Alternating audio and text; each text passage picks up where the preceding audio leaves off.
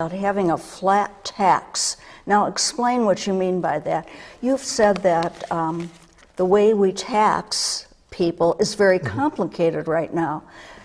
Explore that. Okay. Well, on the flat tax, that's not quite what I said. But just to start over, though, the tax code is probably about this thick, and then the regulations, which are interpretations of the code, are even thicker. Very cumbersome, very hard to understand. And it turns out that the people who really can understand and take advantage of those tax codes and regulations are the people who make a lot of money.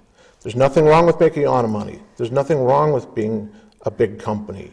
There's nothing wrong with taking advantage of the tax code, because that's why people put them there.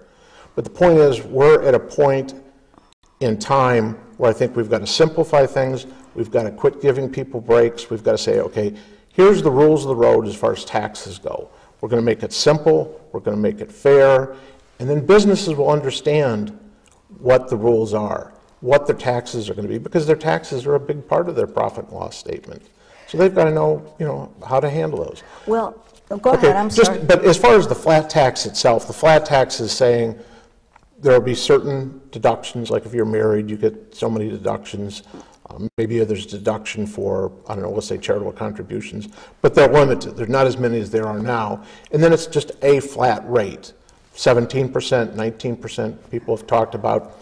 I'm not for the flat tax, though, because I think it really will put an undue burden on people at the lower end of the spectrum, because they're going to be paying more taxes than the people at the higher levels. Additionally, people right now at the lower end of the tax brackets are getting a lot of tax breaks. And so to go from maybe getting refunds to having to pay taxes is going to be too much of a shock to the system. Whatever tax system we come up with, it needs to be simple and it needs to be fair. And I think it's going to take several years to get that into place. It's not something that's going to say, okay, we have an election for 2013. By January of 2014, we're going to have a new tax system. It doesn't work like that. It's not going to work that way. The tax system is very complicated.